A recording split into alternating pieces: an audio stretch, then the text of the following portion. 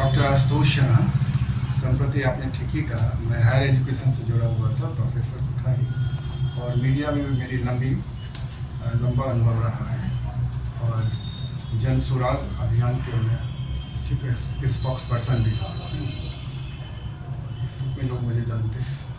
Actually Prashant Kishor जी का जो अभियान है, बिहार और बिहारियत, बिहार का स्वाभिमान, बिहार से श्रमिकों का पलायन को रोकना, बिहार में समृद्धि कैसे आए, ये बातें मुझे काफ़ी अपीलिंग लगी और इस तरह से मैंने उनके आइडियोलॉजी से सहमत होते हुए मैं उनके अभियान से जुड़ गया। जन स्वराज अभियान का मुख्य उद्देश्य क्या है? देखिए, मैंने कह ही दिया शुरू में, जन स्वराज अभियान का मुख्य उद्देश्य बिहार में एक बेहतर और समृद्ध समाज का निर्माण करना है। इसका लक्ष्य है कि समाज के योग्य और अच्छे लोग राजनीति में आकर बिहार को प्रगति के पथ पर आगे ले जाएं। इस अभियान के माध्यम से हम आज की पीढ़ी को, युवाओं को जागरूक करना चाहते हैं कि वे अपने अधिकार को, अपने कर्तव्य को, अपने बिहारियत को पहचानें।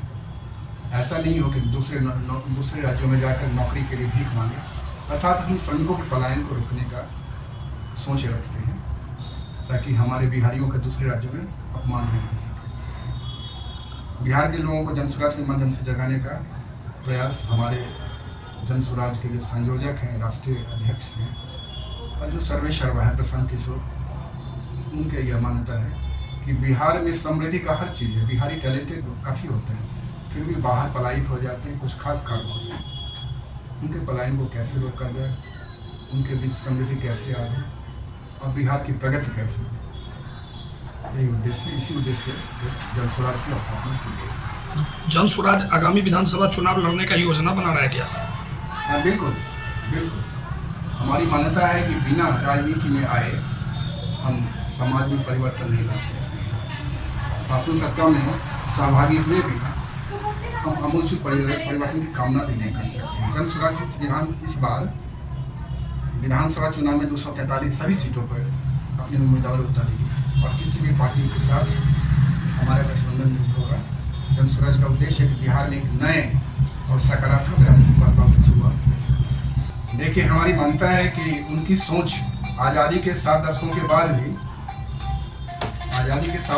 बाद भी कोई ऐसा शख्सियत नहीं आया था जो इस कदर गंभीरता से बिहार और बिहारियत की बात कर सके।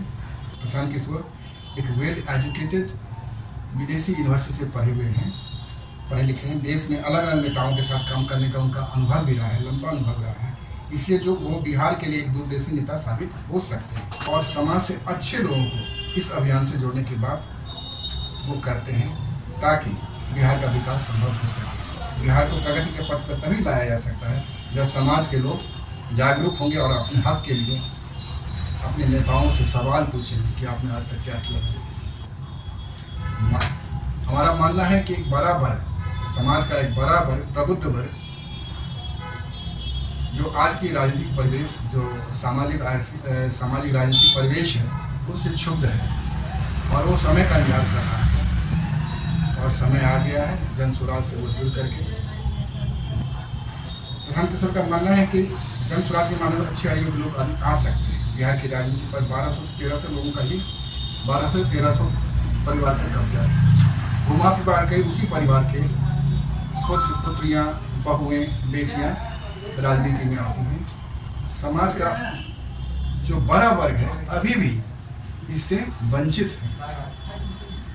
इन परिवारों के लोग लगातार विधायक सांसद बन रहे हैं। उन्होंने कहा है कि बिहार के आम परिवारों के सही लोगों को चुनाव में उतारना है ताकि समाज के अच्छे लोग राजनीति में आकर बिहार का विकास कर सकें। बिल्कुल, क्यों नहीं हो सकता है। जो हमारा विज़न है, उस विज़न के साथ लोग जुड़ते हैं तो निश्चय ही 10 साल में बिहार एक अग्रणी और समृद्ध राज्य के रूप में देश स्तर पर उभर सकता है।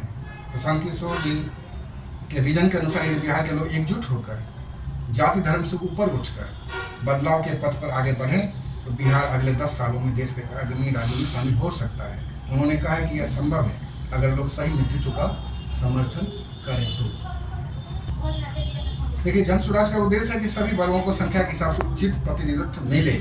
इससे सभी की आवाज़ सुनी जा सकेगी और सभी के हितों की रक्षा की जा सकेगी। यही कारण है कि उन्होंने समाज के सभी वर्गों को उनकी संख्या के हिसाब से संगठन में और टिकट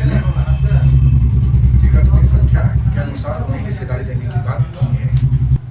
जन स्वराज में महिलाओं को उचित भागीदारी मिलेगी। उन्होंने कहा है कि महिलाओं की भागीदारी बढ़ाना और उन्हें निर्णय लेने की प्रक्रिया में शामिल करना जन स्वराज का मुख्य उद्देश्य है।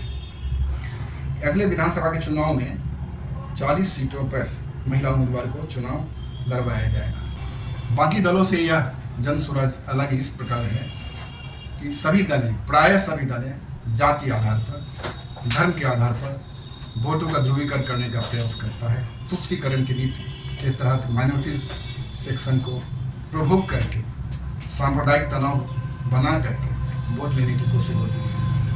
हमारा जन स्वराज का यह सोच है। हमारा सोच है बाकी दलों से इसलिए हम अलग हैं क्योंकि यह जाति, धर्म और व्यक्तिगत हितों से ऊपर उठकर समाज के सभी वर्गों के लिए काम करेगा। इसका मुख्य उद्देश्य है कि बिहार में एक समृद्ध, न्यायसंगत और सशक्त समाज का निर्माण हो, जहां हर नागरिक को समान अधिकार और समान अवसर प्राप्त हो सके। निश्चित रूप से